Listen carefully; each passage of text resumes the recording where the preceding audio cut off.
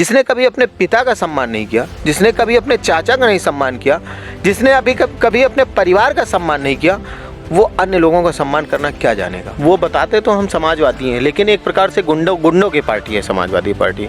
और गुंडों की पार्टी होने के नाते उनके शब्दावली, जैसे औरंगजेब शासन करता था, जैसे शाहजहां शासन करते थे, मतलब एक मुगलों वाली शासनकाल की नीति में जो तलवारों के दम पर राजनीति होती थी, वो राजनीति अखिलेश यादव जी करना चाह रहे हैं।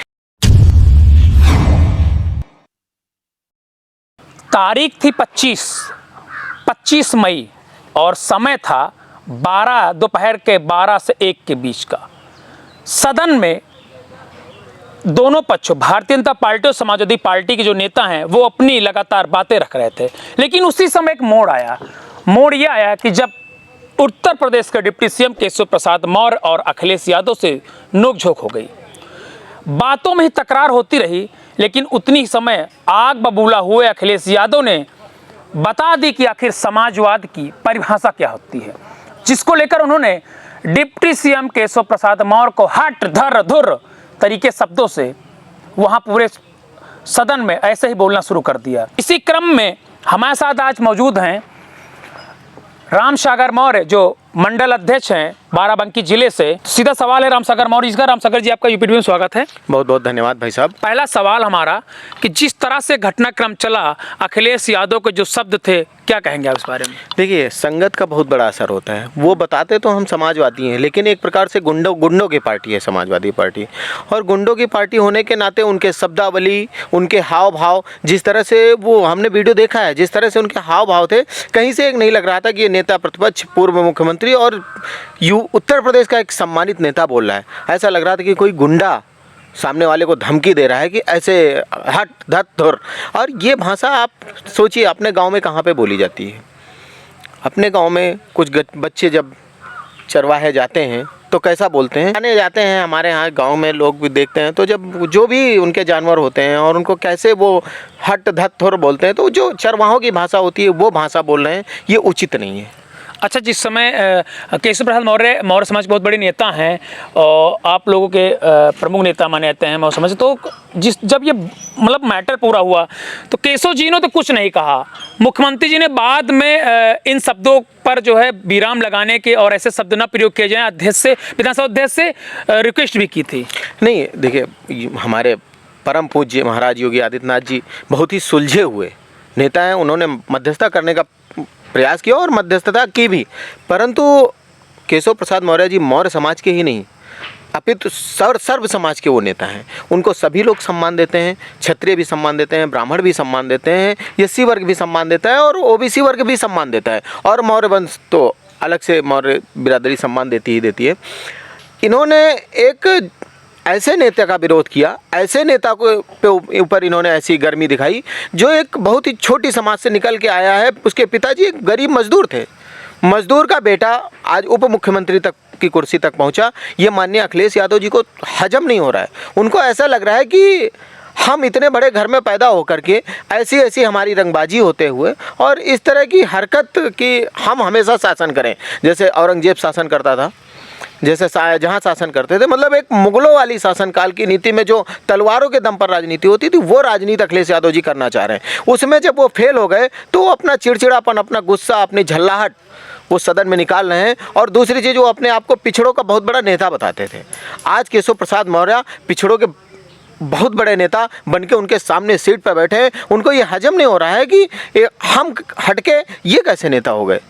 और माननीय केशव प्रसाद मौर्य जी बहुत ही सुलझे नेता हैं। उन्होंने बहुत ही सादे शब्दों में जवाब दिया। आपने देखा होगा उस वीडियो को, हमने पूरा वीडियो ध्यान से देखा है। माननीय केशव प्रसाद मौर्य जी बोल रहे थे, अभी आप बोल रहे हैं, हम आपको पहले सुनते हैं फिर उसका जवाब देते हैं। केशव प्रसाद मौर्य जी बोल रहे थे, उसमें जरा सी बात पर टीका टिप्पणी, आपके यहाँ की रोड किसने बनवाई।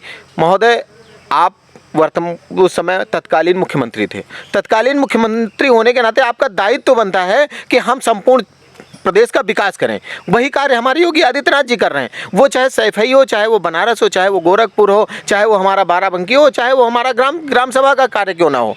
प्रत्येक ग्राम सभा का कार्य, प्रत्येक प्रदेश का एक कार्य कराने का भारतीय जनता पार्टी के मुख्यमंत्री उत्तर प्रदेश के वर्तमान मुख्यमंत्री माननीय योगी आदित्यनाथ जी का दायित्व है। कल वो बोलेंगे वो चीज़ मैंने कराया था, ये नहीं। मुख्यमंत्री पद पर जो भी व्यक्ति बैठा हुआ है उसका दायित्व है कि हमारे पूरे प्रदेश का विकास हो।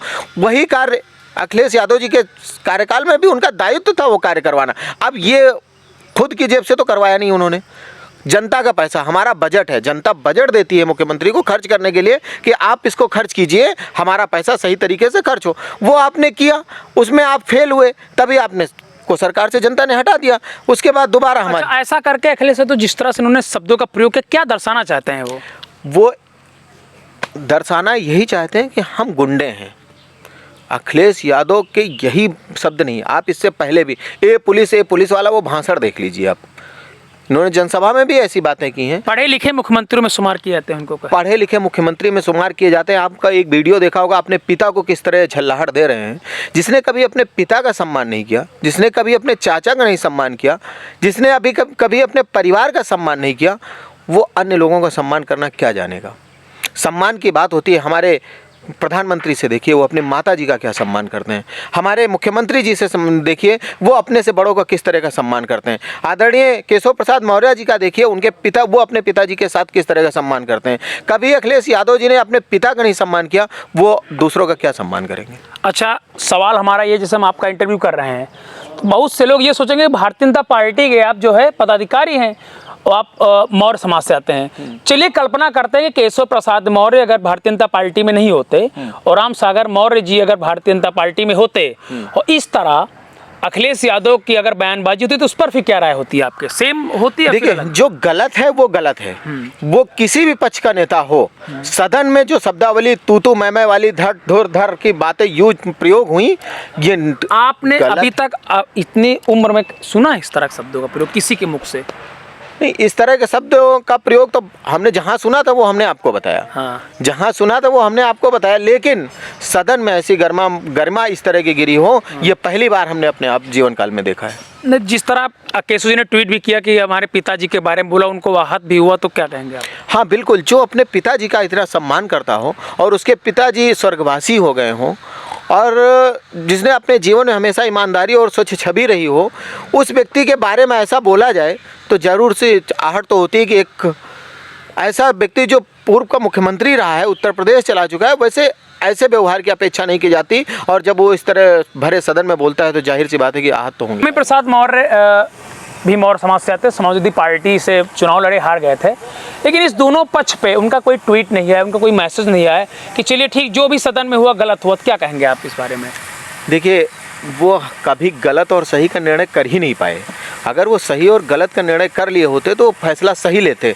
उन्होंने जो गलत फैसला लिया, उनके पास सोचने और समझने की भी क्षमता नहीं है, बुजुर्ग हो गए हैं, तो हम उन पर कुछ बात नहीं करना चाहेंगे। बहरहाल उन पर जो भी बात होनी। अच्छा, क्या वो ये भी सोच रहे हैं कि कल आज तो डिप्टी सीएम के साथ हुआ, केशव जी के कल हमारे साथ भी हो सकता है, ऐसा भी कुछ? नहीं, आपने उनकी वीडियो जरा देखिए, अखिलेश यादव जी के और उनके मंच के साझा, जो भी मंच साझे थे उन पे देखिए आप, अखिलेश जी ने उनको किस तरह की तवज्जो दी है। हाँ। आप देखिएगा, आपको पता लग जाएगा उसमें किस तरह का उन्होंने तवज्जो दी। और ये होना नहीं हो रहा होगा। हाँ। अब ये सदन में था, रिकॉर्ड हो गया, और वहाँ अंदर कौन रिकॉर्ड कर रहा होगा?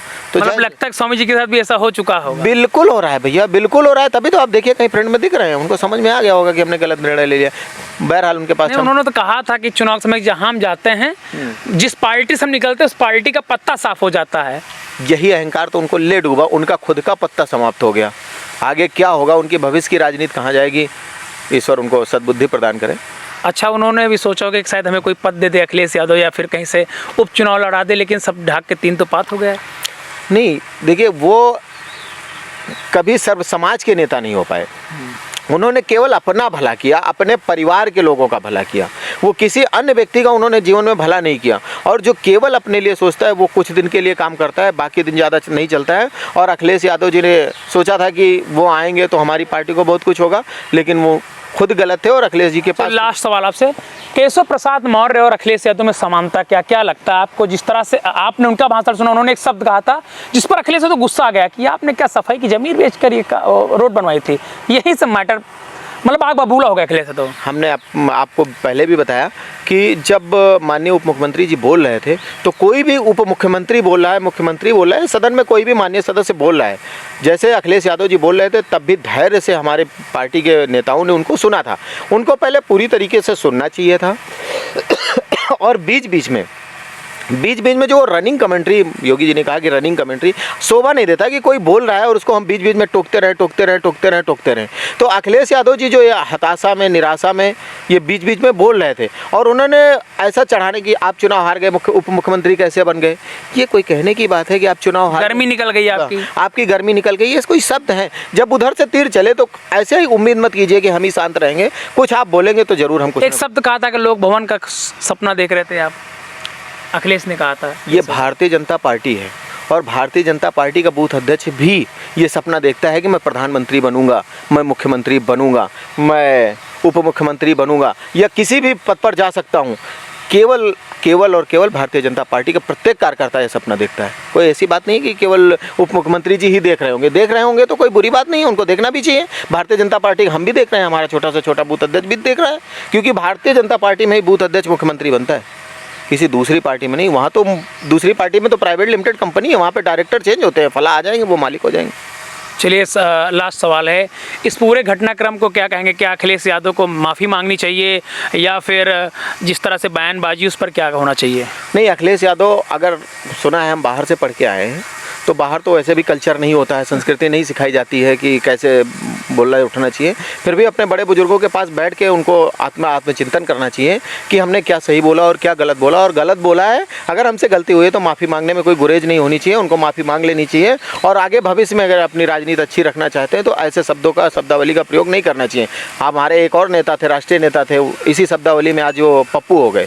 अच्छा, है ना। अच्छा, ये जिससे घटनाक्रम चला तो आपके समाज की बात कर लीजिए, अगर मौर्य समाज की या फिर जो अन्य समाज की, क्या प्रतिक्रियाएं रही आपके द्वारा? जैसे आप भारतीय जनता पार्टी में एक अहम पद पर हैं, तो जब लोग भी, तो क्या प्रतिक्रियाएं थी? देखिए, समाज की बात करें, मौर्य समाज को ही नहीं, समस्त समाज की मैंने बात की कि आपकी मतलब मौर्य समाज की और जो समस्त अन्य जो समाज के लोग हैं उनकी प्रतिक्रियाएं क्या थी? सबकी प्रतिक्रिया यही थी कि ये पूरी तरीके से गुंडई, हताशा और निराशा में अखिलेश यादव इतना झल्ला गए हैं कि इनको ये नहीं समझ पड़ रहा है कि हम क्या बोल रहे हैं और क्या नहीं बोल रहे हैं। गलत और सही का जब अंतर समझ ना पाए व्यक्ति, तो आप ये समझ लीजिए कि विनाश की ओर वो अग्रसर है। और अखिलेश यादव जी को ईश्वर सद्बुद्धि दे, वो जिस तरह का बिहेव, जिस तरह से बोल रहे हैं, ये बिल्कुल वो समाजवादी पार्टी को समाप्तवादी पार्टी बनाने में बहुत समय नहीं लगेगा। 2027 के चुनाव में पक्का वो समाप्तवादी पार्टी हो जाएगी। धन्यवाद। तो ये थे हमारे साथ बाराबंकी जिले से भारतीय जनता पार्टी के मंडल अध्यक्ष राम सागर मौर्य। इनसे हमने खास बातचीत की। ऐसा मतलब यहाँ के समाज के लोगों को कहना है, और जो हमने बड़े बड़े जो राजनीतिक विशेषज्ञ हैं उनके भी ट्विटर हैंडल पर देखें तो उनकी भी यही प्रतिक्रिया थी कि जो पूरा घटनाक्रम हुआ कहीं ना कहीं एक शर्मनाक घटना थी। यूपी टीवी के लिए सिमोस्ती की रिपोर्ट।